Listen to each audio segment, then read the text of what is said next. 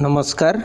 आमे आलोचना करुथिले दाना पानी उपन्यास रे मनस्तात्विक चित्र एवं सही क्रम रे बलिदत्त और सरोजिनी प्रसंग रे आलोचना करने सहित आमे मिस्टर शंकर एवं शर्मा संपर्क रे मध्य किछि आलोचना करथिले एवं सही क्रम रे मिस्टर शर्मांकर जदि आमे व्यक्तित्व देखिबा ताहले वंश आभिजात्य और समाजर प्रभावरु प्रतिभा विहीन मिस्टर शर्मा प्रतिष्ठा अर्जन करंती। तांको ठारे पांडेंक परी संग्रामशील व्यक्तित्व नहीं बरं नारी मांसलोभी सुस्थिवादी समाजर आनंद परिपूर्ण होई रहिछि। एमानंक पछरे एक प्रकार श्रेणी और वंश परंपरा रहिछि दम्भिला रक्षाकर्ता होई। एमाने सामंत गोष्ठी धार्मिक और सुस्थिवादीर रक्षक। विदेशी शासकंकर तिरोधान परे देशर अभिजात धड़ा हाथी श्रेणीय मिस्टर शर्मांकर दल समाजर गतानुगतिक धारार रक्षक और विप्लवर परिपंथी सामाजिक प्रगति एमानंकर स्वप्न रे व्यक्तिगत समृद्धिर चित्र आंके। एई सुस्थिवादी दल बुद्धिवाद को निश्चिह्न करिबाकू चाहंती। एमानंकर सहानुभूति उदारता और दया अन्य को वशीभूत करिबार एक कला कौशल। लेखकंकर भाषा रे शर्मा सतेज सुंदर प्रफुल्ल तरुण स्वास्थ्य प्रचुर मनरे रोग नाही ओ शर्मा बढ़ी उठिचंती साइता होइथिबा बगीचारे कुंडर क्रटन गछ परी। दाना पानी पृष्ठा 198। एही मानंकु गोपीनाथ महांतींकर श्रेणी संघर्ष विक्षुब्ध मन कहे दले सुआरी रे बसिबे जेउ माने योग्य अन्य माने सुआरी कांधेई डाकी डाकिका जीवे। दाना पानी पृष्ठा 194। एही श्रेणीर प्रतारणा द्वारा बलिदत्त मनरे वस्तुगत उन्नतिर स्वप्न को अधिक उज्जीवित करी ता हृदयरु विवाहिता स्त्री को आनी टेनिस खेलांती क्लब और संगठन नामरे उच्छृंखल यौन कामना को चरितार्थ करंती। गोपीनाथ महांतींकर निजर एक्सरे आखिरे एमानंकर स्वरूप को बेस अनुभव करि पारंती। एथिपाई उपयुक्त परिवेश सृष्टि करी गोपीनाथ महांती मानविक दुर्बलता आशा और आकांक्षार सफल चित्र आंकी पारिछंती।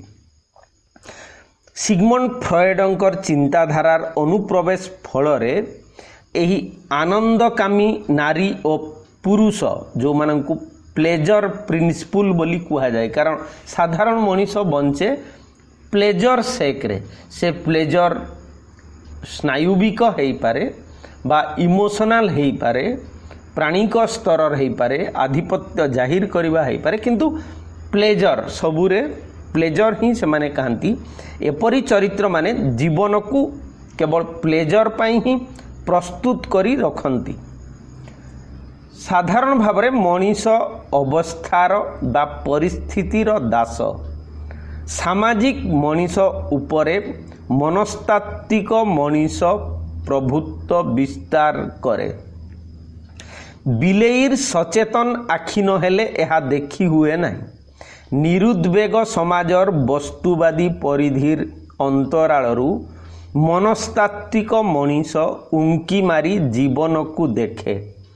सबु दुख पछरे काहारी अदेखा हातर छाई से लक्ष्य करे। नीली परी आधुनिका नारी बा सरोजिनी परी विवाहिता रमणींक पछरे एई छाईर स्वरूप बारी हुए। ମିଲିର ଅସ୍ୱାଭାବିକ ଗତାନୁଗତିକ ଜୀବନର ଭାବ ପରିବର୍ତ୍ତନରୁ ସରୋଜିନୀ ମିଲିର ଅଭ୍ୟନ୍ତରକୁ ଦେଖିପାରେ। ଏହିପରି ମୁହୂର୍ତ୍ତକେ ମଣିଷର ନୂଆ ଅବତାର। ଏ ମିଲି ଆଉ ବେଳର ନୁହେଁ, ଗୋଟାଏ ଅତୀତର ଆର୍ତ୍ତନାଦ। ଆଗ୍ନେୟଗିରିର ପେଟ ଭିତରର ତତଲା ଆଉଟା ପ୍ରବାହ ଯେପରିକି ଛୁଟି ଚାଲିଛି ତାର ମୁହଁ ବାଟେ।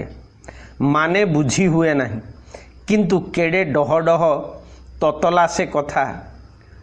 ଦାନାପାଣି ପୃଷ୍ଠା 206। ଏହି ଫ୍ରଏଡୀୟ ମୂର୍ତ୍ତିମାନଙ୍କର ଅଭ୍ୟନ୍ତରକୁ ଦେଖାଇ ଦେବା ଲେଖକଙ୍କର ଲକ୍ଷ୍ୟ ବା କାମ୍ୟ। ବାହାରେ ଏମାନଙ୍କ ଭାଷାର ପ୍ରକାଶ ନାହିଁ, ମାତ୍ର ଭିତରେ ଆଗ୍ନେୟଗିରିର ଉତ୍ତପ୍ତ ତରଳ ଲାଭା ପ୍ରବାହିତ। ସ୍ୱାଧୀନ ଯୌନ କାମନାରେ ପରିତୃପ୍ତା ସରୋଜିନୀ ବ୍ୟଭିଚାରରେ ପ୍ରବୃତ୍ତା ହୋଇ ସମାଜ, ପରିବାର ଓ ସ୍ୱାମୀଠାରୁ ବିଚ୍ଛିନ୍ନ ହୋଇ ନିଜ ଭିତରକୁ ଦେଖେ। ଲେଖକଙ୍କର ବର୍ଣ୍ଣନାକାରୀ ପ୍ରତିନିଧି ଏଇ ନାରୀକୁ ନିମ୍ନ ଭାବରେ ଦେଖିଛି। ଫାଙ୍କା ଦୃଷ୍ଟିରେ ପଦାକୁ ମୁହଁ କରି ଆପଣା ଅନ୍ତରକୁ ଅନେଇ ଠିଆ ହୋଇଥିଲା ଗୋଟିଏ ନାରୀ। କପାଳରେ ଝାଳବୁନ୍ଦାର ମାଳ, ଓଠରେ ବାଙ୍କ ଅସ୍ୱାଭାବିକ। ଦାନାପାଣି ପୃଷ୍ଠା 215। ନାରୀ ସମିତିର ଉଦ୍ଘାଟନ ରଜନୀରେ ସେହି ନାରୀ ହାତର ବହଳ ଫୁଲମାଳ ବିଶିଷ୍ଟ ଅତିଥି ମିଷ୍ଟର ଶର୍ମାଙ୍କ ବେକରେ ସାପ ପରି ଗୁରେଇ ହୋଇ ପଡ଼ିବାକୁ ଅତି ବ୍ୟଗ୍ର ହୋଇ ପଡ଼ିଥିଲା।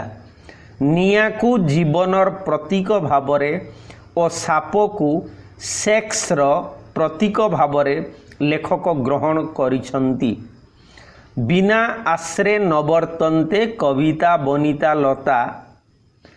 ବଳିଦତ୍ତ କହିବାରେ ସରୋଜିନୀର ଅବଚେତନରେ ଶର୍ମାଙ୍କର ଉପସ୍ଥିତିର ଚାଞ୍ଚଲ୍ୟ ଖେଳିଯାଏ। ଫକୀରମୋହନଙ୍କ ରାମଚନ୍ଦ୍ର ମଙ୍ଗରାଜ ଯେଉଁଠି ଅପାରଗ, ଚମ୍ପା ସାଆନ୍ତାଣୀ ସେଇଠାରେ ନିଜ ଚତୁରତାରେ ସଫଳ ହୋଇଛି। ତାଙ୍କ ନାଜର ନଟବର ଦାସ ଜମିଦାର ହେବାର ସ୍ୱପ୍ନରେ ଉଲ୍ଲସିତ ହୋଇ ଭଣଜା ଓ ଭଉଣୀର ସମ୍ପତ୍ତି ଅପହରଣ ପାଇଁ ଚିତ୍ରକଳାର ସାହାଯ୍ୟ ନିଏ। ବାଘସିଂହ ବଂଶର ଆଭିଜାତ୍ୟକୁ ମୂଳୋତ୍ପାଟିତ କରିବା ପାଇଁ ଏବଂ ସାରିଆ ମନରେ ଅପତ୍ୟ ଭାବ ଓ ମମତା ସୃଷ୍ଟି ପାଇଁ ଫକୀରମୋହନ ସେନାପତି ସ୍ତ୍ରୀ ପରିବର୍ତ୍ତେ ଆଉ ଏକ ନାରୀର ପରିକଳ୍ପନା କରିଥିଲେ। ଏଥିପାଇଁ ସେ ଚମ୍ପା ଓ ଚିତ୍ରକଳା ପରି ନାରୀ ଚରିତ୍ରର ଆବଶ୍ୟକତା ଦେଖିଥିଲେ, ଯେଉଁମାନଙ୍କର ସାମାଜିକ ସ୍ଥିତି ମୋଟେ ପ୍ରତିଷ୍ଠିତ ନଥିଲା। ଚମ୍ପା ଓ ଚିତ୍ରକଳାର ବଂଶ ପରିଚୟ ଓ ମୁଖ୍ୟ ପୁରୁଷ ଚରିତ୍ର ସହ ସେମାନଙ୍କର ସମ୍ବନ୍ଧ ସନ୍ଦେହପୂର୍ଣ୍ଣ। ମଙ୍ଗରାଜ ଓ ନାଜରଙ୍କର ସମ୍ପତ୍ତି ଆହରଣର ଓ ପ୍ରତିଷ୍ଠିତ ହେବାର କାମନା ଥିଲା ପ୍ରବଳ, କିନ୍ତୁ ସେମାନେ ନିଜ ବିବାହିତା ସ୍ତ୍ରୀଙ୍କୁ ଏଥିପାଇଁ ନିମିତ୍ତ କରିନାହାନ୍ତି।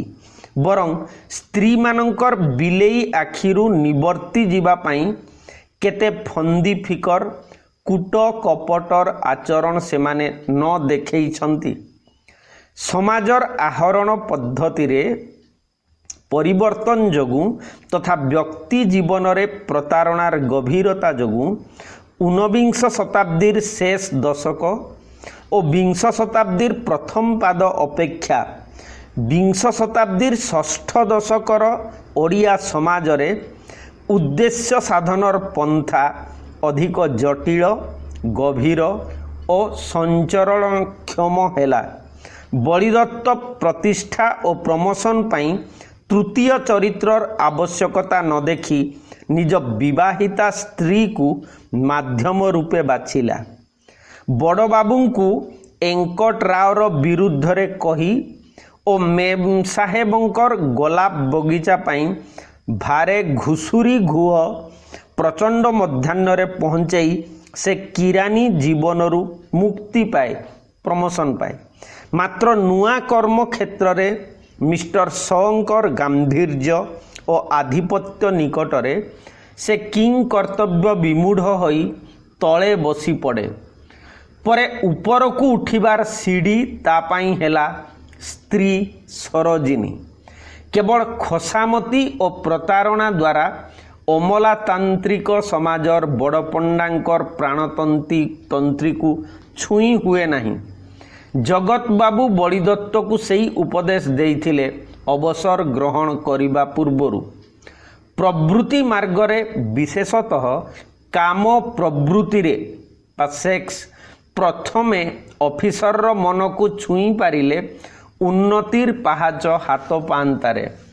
सरोजिनीर पुरुणा मफसली खड़पा छड़ाई से ताकू सहरी खड़ पिंधाइला और सही पोशाकरे सरोजिनीर कामातुरा नारी मन बेश सहजरे विचरण कला। औपन्यासिक गोपीनाथ चरित्रर अंतर्विप्लव और विरोध देखाई विंश शताब्दीर परिस्थिति को और व्यक्तिर अंतस्वरूप को उन्मोचित करती। ए क्षेत्र रे बाहर शक्ति नहीं अछि, निज भितरे संचित संदेह स्वप्न और ईर्षार घन कुहेड़ी। बलिदत्त निजे निज उपायर शिकार होई पड़े। जेउ बलिदत्तर दिने नीति थिला उद्देश्य को हेतु कले उपायर भलमंद भूलिबा को पड़िबो। दानापाणी पृष्ठा 122। सेही बलिदत्त सरोजिनीर प्रगतिरे मानसिक अभाव बोध और निर्जनतार शिकार होई पड़ी देखे बगीचार फूल केते सुंदर बसारे ठिया होई दूर को चाहिए जमीर जो ढेउ दिसे केड़े शोभाकार। कूओ मूले घास बढ़ी ओदा घासरे खरा तेज पड़ी केड़े छनछनिया दिसे। अनेइले आखि की आराम लगे। बाड़ से पाखे कहार से बलद केड़े उंच केड़े मोटा देह की चिक्कण सते जहा कहती माछी खसी पड़िबो। मन आनंदरे उदारतारू दया भी करी हुए। बलिदत्त मनरे प्रबल आनंदर कारण सरोजिनीर प्रशंसा और निजर प्रमोशनर क्षेत्र प्रस्तुति। मात्र लेखक एही अवसर रे बलिदत्त को अतीतमुखी कराई सहरर चाकचक्य हृदयहीन जीवन ठारू प्राणचंचल सरल सतेज प्राकृतिक सौंदर्य रे विभूषित जराजीर्ण मफसल को नहीं जाई ताहार मानसिकतार घटनार प्रतिक्रिया देखांती। ताहारी छनछनिया दुब घास को अन्य कहार बलद सतृष्ण नयन चाही रही। एठारे घास सरोजिनीर बलिदत्त पारंपरिक सामाजिकता और जीवनबोधर एवं बलद मिस्टर शर्मांकर यौन कामनार प्रतीक। समग्र उद्धृति फ्रॉयडीय चिंताधारार गभीर प्रतिफलन देखाई दिए।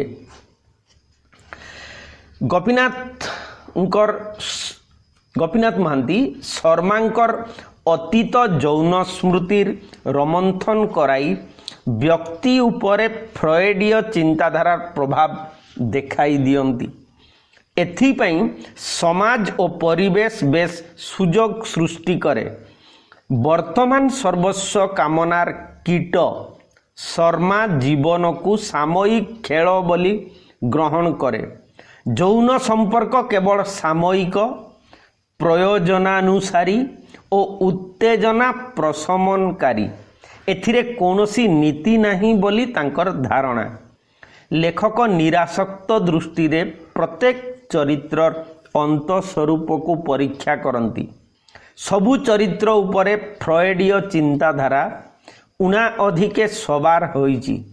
तेणु टेनिस खेल रे विख्यात खिलाड़ी श्याम बाबू और रणजीत बाबू मिस्टर शर्मा और सरोजिनी ठारू हारी जाती। एठारे जपरी टेनिस खेल नुहे ଯୌନ ଯୁଦ୍ଧ ଚାଲିଛି ବୋଲି ରଣଜିତ ବାବୁଙ୍କର ଅବଚେତନ ମନ କହେ। ତାହାପରେ ଏହା ଈର୍ଷାର ରୂପ ନିଏ ଓ ମିଷ୍ଟର ଶର୍ମାଙ୍କ ମୃତ୍ୟୁର କାରଣ ହୁଏ। ଅନ୍ଧାର ଭିତରେ ରଣଜିତ ବାବୁ ସରୋଜିନୀର ଚିନ୍ତାରେ ଅସ୍ଥିର। ତେଣୁ ଆଦିମ ପଶୁ ପ୍ରବୃତ୍ତିର ପ୍ରକାଶ ରଣଜିତ ବାବୁ ପ୍ରକୃତିରେ ଦେଖନ୍ତି। ସେତେବେଳେ ରଣଜିତ ବାବୁଙ୍କର ମାନସିକତାକୁ ଗୋପୀନାଥ ମହାନ୍ତି ଏହିପରି ଦେଖାଇଛନ୍ତି। ଗୋଲ ପୃଥିବୀର ଗଢ଼େଇ ଦିନର ଆଦିମ ତୋଫାନ ମାନଙ୍କର ସମ୍ପର୍କ ଯେପରିକି ନିଗିଡ଼ି ପଡ଼ିଥିଲା କେବେ ମଣିଷର ମନରେ ରକ୍ତରେ ଗୁଣ ହୋଇ ପଶିଥିଲା। ଗଡ଼ି ଆସିଛି ପୁରୁଷକୁ ପୁରୁଷ, ସଂସ୍କାର ତାକୁ ଅପସାରି ପାରିନାହିଁ। ସଭ୍ୟ ଭେକ ତଳେ ଛପି ରହେ, ପୁଣି ନୂଆ ମୁହଁରେ ବାହାରେ। ଚାହେଁ ସେଇ ଆଦିମ ତୋଫାନ, ଚାହେଁ ଧ୍ୱଂସ। ଘୁରି ଲାଗିଛି ମନେ ମନେ ସେଇ ଭୟଙ୍କର ରୂପ, ମରାମରି, ହଣାହଣି, ଛେଚାଛେଚି। ଅରଣା ଆଦିମ ମଣିଷ ଯେ ନାଏ ନରମୁଣ୍ଡର ମାଳା। ପାଶବିକ ଯୌନ କ୍ଷୁଧା ପାଇଁ ପ୍ରଣୟ କରେ, ପ୍ରଣୟ ପାଇଁ ଗଢ଼େ ଶତ୍ରୁ। ପ୍ରେୟସୀକୁ ଉପହାର ଦିଏ ଶତ୍ରୁର କଟାମୁଣ୍ଡ। ପୃଷ୍ଠା 233। ରଣଜିତ ବାବୁ ସରୋଜିନୀକୁ ମିଷ୍ଟର ଶର୍ମାଙ୍କର ଗୁଳିବିଦ୍ଧ ମଲା ଶରୀର ଉପହାର ଦିଅନ୍ତି। ଅମେଣ୍ଟା କ୍ଷୁଧାରେ ବିବ୍ରତା ସରୋଜିନୀ ଭୋଜି ସଭାର ଖାଇବା ପ୍ଲେଟ ପାଖରେ ବସି ମଧ୍ୟ ଅନ୍ଧାର ଓ ମୃତ୍ୟୁ ଚିନ୍ତାରେ ଅନ୍ୟମନସ୍କା ହୋଇଯାଏ। ମେଘ କୋଳରେ ବିଜୁଳି ତାକୁ ମଶାଣି ଦଣ୍ଡା, ଭୂଇଁ ପଡ଼ା ଅଙ୍ଗାର ମନେ ପକାଇ ଦିଏ। ସରୋଜିନୀ ମନେ କରେ ମିଷ୍ଟର ଶର୍ମା ଓ ରଣଜିତ ବାବୁଙ୍କ ଶିକାର କେବଳ ତାହାରି ମନୋରଞ୍ଜନ ପାଇଁ। ଏହି ମୁହୂର୍ତ୍ତରେ ସେ ନାରୀଠାରେ ଜନନୀ, ପ୍ରେୟସୀ ଓ ଯୌନ ଚେତନାର ସମନ୍ୱୟ ଦେଖେ ଓ ପୁରୁଷର ସମସ୍ତ କାର୍ଯ୍ୟ ପଛରେ କେବଳ ଫ୍ରଏଡୀୟ ଚେତନାର ପ୍ରତିଫଳନ ଦେଖିପାରେ। ନିଜର ଅତୀତ ଓ ବର୍ତ୍ତମାନକୁ ମିଳେଇ ମୁହାଁମୁହିଁ ଚାହିଁପାରେ। କେଉଁ ଏକ ଅଜଣା ଆତଙ୍କରେ ଆତଙ୍କିତ ହୋଇପାରେ। ଅପରପକ୍ଷରେ ମିଷ୍ଟର ଶର୍ମାଙ୍କର ମୃତ୍ୟୁକାଳୀନ ଏକମାତ୍ର ବକ୍ତବ୍ୟ ହେଉଛି, ଓଃ କହିଦେବ ବଳିଦତ୍ତ ଦାସଙ୍କୁ ମୁଁ ଭୁଲି ନାହିଁ। ତାଙ୍କ ପାଇଁ ଲେଖି ଦେଇଛି। ମୋରି ଲେଖାରେ ସେ କମ୍ପାନୀର ବଡ଼ ସାହେବ ହେବ। ମୋରି ଲେଖାରେ ତାଙ୍କର ପ୍ରମୋଶନ। କହିବ ନା? ? ଫେର ତୁମେ ଆସିବ ନିଶ୍ଚୟ। ଦାନାପାଣି ପୃଷ୍ଠା 248। ଏହା କ'ଣ ସରୋଜିନୀ ପାଇଁ ଶେଷ ପ୍ରୀତିର ଉପହାର ନୁହେଁ? ଏହାକୁ ଫ୍ରଏଡୀୟ ମନୋଭାବର ସଫଳ ଅଭିବ୍ୟକ୍ତି କୁହାଯାଇପାରେ। ଲେଖକ ସଂସ୍କାର ଓ ଭଦ୍ରତାର ମୁଖା ତଳେ ଯୌନ ପ୍ରବୃତ୍ତିର ଚିରନ୍ତନ ପ୍ରବାହ ଦେଖାଇଛନ୍ତି। କାରଣ ଫ୍ରଏଡୀୟ ପ୍ରିନ୍ସିପୁଲ ହେଉଛି, ସିଦ୍ଧାନ୍ତ ହେଉଛି, ମଣିଷର ସେ ଶିଶୁଠାରୁ ମାନେ ମୃତ୍ୟୁ ମୁମୂର୍ଷୁ ବୃଦ୍ଧ ପର୍ଯ୍ୟନ୍ତ ପ୍ରତ୍ୟେକ ଚରିତ୍ରର ପ୍ରତ୍ୟେକ ଆଚରଣ ପଛରେ ଯୌନ କାମନାର ହିଁ ଗୋଟିଏ ଭିନ୍ନ ରୂପ ପ୍ରତିଫଳିତ ହୁଏ ବୋଲି ତାଙ୍କର ସିଦ୍ଧାନ୍ତ। ତେଣୁ ଏଠି ଯେଉଁ କୁହାଯାଇଛି ଯେ ସଂସ୍କାର ଓ ଭଦ୍ରତାର ମୁଖା ତଳେ ଯୌନ ପ୍ରବୃତ୍ତିର ଚିରନ୍ତନ ପ୍ରବାହକୁ ଲେଖକ ଦେଖାଇଛନ୍ତି। ଶର୍ମାଙ୍କ ମୃତ୍ୟୁରେ ସ୍ୱର୍ଗତ ଆତ୍ମା ପ୍ରତି ଶ୍ରଦ୍ଧାଞ୍ଜଳି ଢାଳି ଅଫିସରୁ ଫେରି ବଳିଦତ୍ତ ଦେଖେ ସରୋଜିନୀର ଅବଚେତନରେ ଶର୍ମାଙ୍କ ମୃତ୍ୟୁର ଗଭୀର ଆଘାତ ବା କ୍ଷତ ଯେପରି ସୃଷ୍ଟି ହୋଇଛି।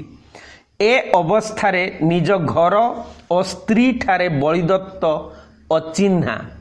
तेणु से एकुटिया दांड घरे मुंडकू भरा देई तलकू मुह पोती बसी रहे।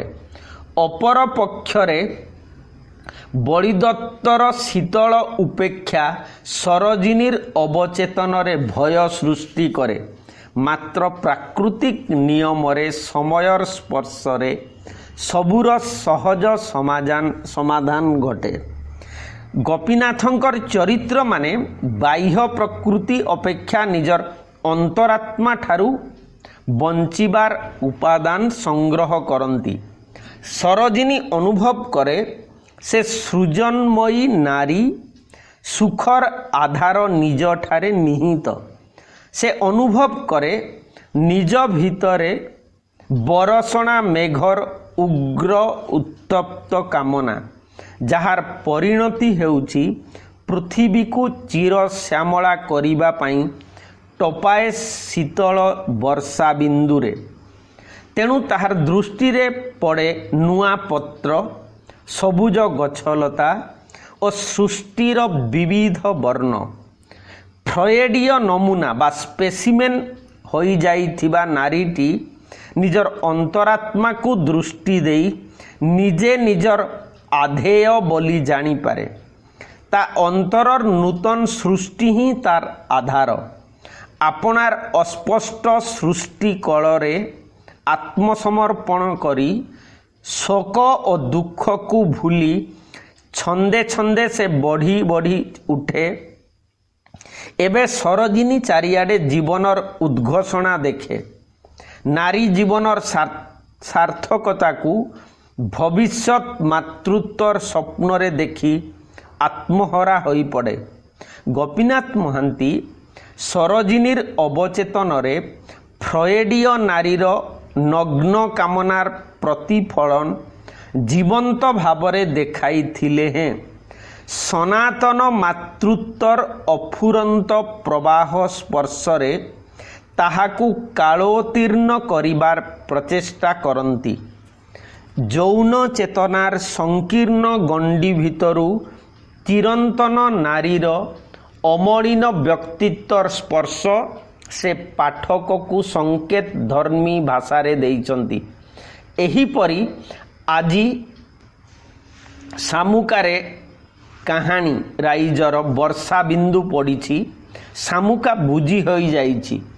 दानापाणी पृष्ठा 254। ओ क्षेत्र घेनिछि बीज, क्षिति पाइछि अंकुरर उष्मता, सृजनर प्रतीक्षा तार प्रकाश पाई, गर्भधानर आनंदरे गर्भिणी माटी परिचय खोजी नहीं, से परिपूर्ण एतिकी जेपरिकी यथेष्ट। माटी पाइछि आपनार परिचय, से सर्जनर असरंती खणी, से वसुधा। तेणिकी तार मृण्मयीर मायार स्वप्न, क्षणे क्षणे विस्मय, क्षणे क्षणे परिव्याप्त आनंद। लोके जाइछंती छाई रूप मिळेई जाइछंती, जानतु से अछि। दानापाणी पृष्ठा 255। एक गोटे गोटे मुहूर्त रे फ्रॉयडीय नारी चिरंतन नारी रे रूपांतरित हुए। एही अवसर रे सरोजिनी बंध्या माटी शस्य श्यामला होई अपेक्षा करिछि अनागत को देखिबार लोभरे। समाचारी दल सेठारे केवल सामयिक आनंदर झलक सृष्टि करिछंती। ए अवस्थारे सरोजिनी पाठकर सहानुभूति पाए। दीर्घ 14 वर्षर बंध्या जीवन परे 39 वर्षरे बलिदत्तर संतान लाभर संभावना रे सरोजिनीर स्वप्न जेपरी इतिश्री घटिब बोली मने हुए। सम्मोहित स्वामीर आखिरे बलिदत्त स्त्री को देखे। एते दिनर गतानुगतिक संपर्कहीन जीवन रे हठात मायार तरंग खेली जाए। एपरिकी सरोजिनीर जत्न नेबा पई ऑफिस को विलंबरे जिबारे मध्य बलिदत्तर कुंठा नहीं। निज देह और भविष्यतर संतान पई प्रचुर क्षमता सरोजिनी ठारे गच्छित रही। से कामनार पशु तथापि मातृत्वर रूप खोजे ताठारे।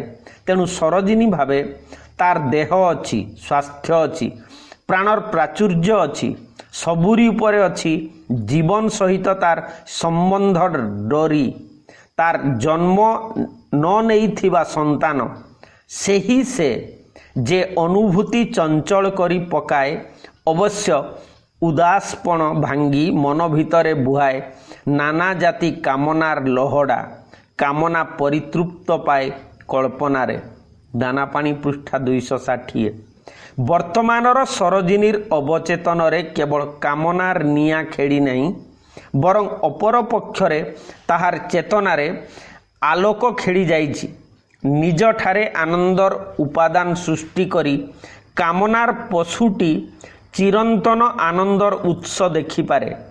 औपन्यासिक गोपीनाथंकर विशेषत्व होउछि नाटकीय कौशल माध्यम देह देई देहातीत अवस्था को उत्तरण खोजिबा और अंधार रे सीढ़ी उपरे चढ़ी आलोकर बलय को स्पर्श करिबा सरोजिनी ततला भूई परी सबू शोषी नेबाकू चाहे निजर असरंती मातृरूपा नारीर तृष्णारे नुआ बंगलारू अतीतर रणजित बाबूंक सह सरोजिनी बाहर को बुली जिबा सेई तृष्णार एक अन्य रूप मात्र। गोपीनाथ महांतींकर उपस्थापन पद्धति रे स्वकीयता और परिच्छन्नता जोगु कामनार पाशविक क्षुधारे आतजात हेउथिबा चरित्र माने मध्य पाठकर भावराज्य रे चेतनार तरंग सृष्टि करती और सहानुभूति लाभ करती। सहृदय पाठक बलिदत्त सरोजिनी प्रभृति चरित्र मानंकु सेमानंकर त्रुटि विच्युति कामना लोभ यौन प्रवणता और अक्षमता पाई घृणा न करी दया करी बसंती। जीवनर गौरव बंचिबार उपाय रे महत्व उपरे प्रतिष्ठित बोली लेखक प्रकारांतरे कहती। मनीष समय चालित जीवन न बंची मूल्यबोध प्रतिष्ठित जीवन बंचिबाकू गोपीनाथंकर चरित्र माने परिणति रे इंगित दियंती ठीक सबलंकर चरित्र मानंक परी। औपन्यासिक गोपीनाथ वैज्ञानिक निरासक्त दृष्टि रे चरित्र मानंकु और सेमानंकर कार्यावली को तन्न तन्न विश्लेषण करी जीवन सह सेमानंकर संपर्कशीलता और नाटकीय कौशल रे देखाई दियंती। फ्रॉयडीय अनुसंधान द्वारा चरित्र मानंकर अंतःराज्य रे सृष्टि होउथिबा विप्लव को अधिक स्पष्ट भावरे देखाई दिया जाई पारिछि दानापाणी उपन्यास रे। तेबे दानापाणीर मनस्तत्व बा दानापाणी रे थिबा चरित्र मानंकर मानसिकता सहित फ्रॉयडीय सिद्धांत सिगमंड फ्रॉयडंकर सिद्धांत किपरि ए चरित्र मानंकु गतिशील करिछि जीवंत करिछि से संपर्क रे आलोचना करागला। जदियो ताहा मनोविज्ञान संपर्क रे टिके अधिक जानी नथिबा लोकंक पई कष्टकर हेई पारे सेति पई हमकु अधिक पढिबाकू पडिबो। 15टा वॉल्यूम रे सिगमंड फ्रॉयडंकर साइको एनालिसिस बही अछि एवं सेठी मनीषर प्रत्येक एक्टिविटीज रो विशद विवरणी दिया हेछि। सेतिपाई भविष्यत मध्य मु आग्रह रखिबि जे से माने पढ़ंतु जानिबे जे काहीकि किपरि मनीष माने एमिति एमिति आचरण करंती प्रत्येक चाहिबा पछरे को प्रेरणा तांकु परिचालित करे। तो से जहा हो समस्त को धन्यवाद। दानापाणी उपन्यासर आपातत आलोचना आज सरिला। मु अपेक्षा रखिबी कमेंट रे सेमाने किछि किछि लिखिबे एवं परवर्ती समय रे पुणी आमे अन्य प्रसंग को जिबा। धन्यवाद।